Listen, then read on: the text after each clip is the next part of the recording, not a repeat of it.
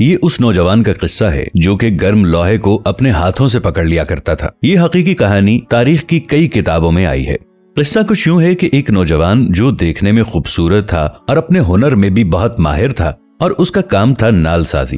وہ نال بناتا تھا اور گھوڑے کے سموں پر چڑھاتا بھی تھا۔ نال بناتے ہوئے وہ تپتی بھٹی میں سرخ شعلوں کے اندر نال رکھتا اور پھر آگ میں اسے کسی جمور یا کسی اوزار کے ساتھ نہیں پکڑتا تھا، بلکہ وہ آگ میں ہاتھ ڈال کے اس تپتے ہوئے شعلے جیسے نال کو نکال لیتا اور اپنی مرضی کے مطابق اسے کوئی بھی شکل دے لیتا۔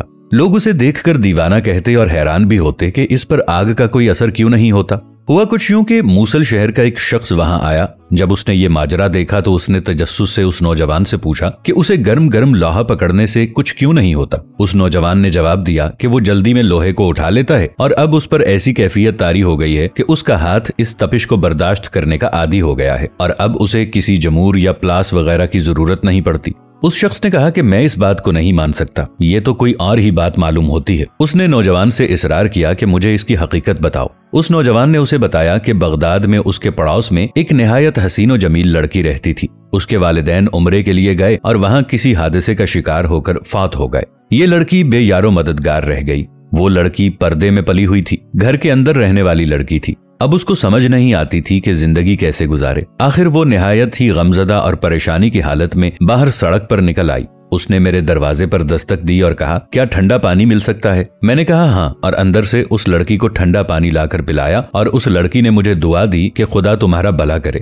میں نے اس سے پوچھا کہ کیا تم نے کچھ کھایا پیا بھی ہے کہ نہیں؟ اس لڑکی نے کہا کہ نہیں، میں نے کافی دنوں سے کچھ بھی نہیں کھایا۔ میں نے اس سے اس طرح اکیلے پھرنے کی وجہ پوچھی تو اس لڑکی نے اپنے اوپر گزرا سارا واقعہ سنایا اور کہا کہ مجھے سمجھ نہیں آتی کہ میں زندگی کیسے بسر کروں۔ میں نے اس سے کہا کہ تم شام کو یہیں میرے گھر آ جانا اور میرے ساتھ کھانا کھانا، میں تمہیں تمہاری پسند کا کھانا کھلاؤں گا۔ وہ لڑکی چلی گئی۔ اس نوجوان نے بتایا کہ میں نے اس کے لیے کباب اور بہت اچھی اچھی چیزیں تیار کی۔ وہ شام کے وقت میرے گھر آ گئی اور میں نے کھانا اس کے آگے چن دیا۔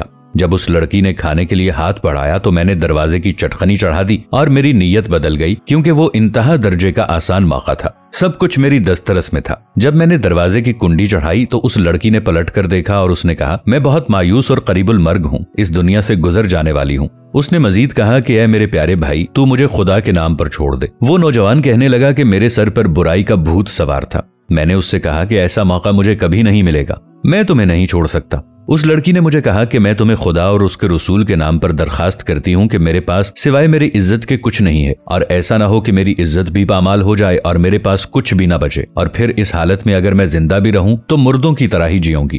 اس نوجوان نے بتایا کہ لڑکی کی یہ بات سن کر مجھ پر خدا جانے کیا اثر ہوا۔ میں نے دروازے کی چٹخنی کھولی اور دست بستہ اس کے سامنے کھڑا ہو گیا اور کہا، مجھے معاف کر دینا، میرے اوپر ایک ایسی کیفیت گزری تھی جس سے میں نبرد آزما نہیں ہو سکا تھا، لیکن اب وہ کیفیت دور ہو چکی ہے۔ تم شوق سے کھانا کھاؤ اور اب تم میری بہن ہو۔ یہ سن کر اس لڑکی نے کہا کہ اے اللہ، میرے اس بھائی پر دوزخ کی آگ حرام کر دے۔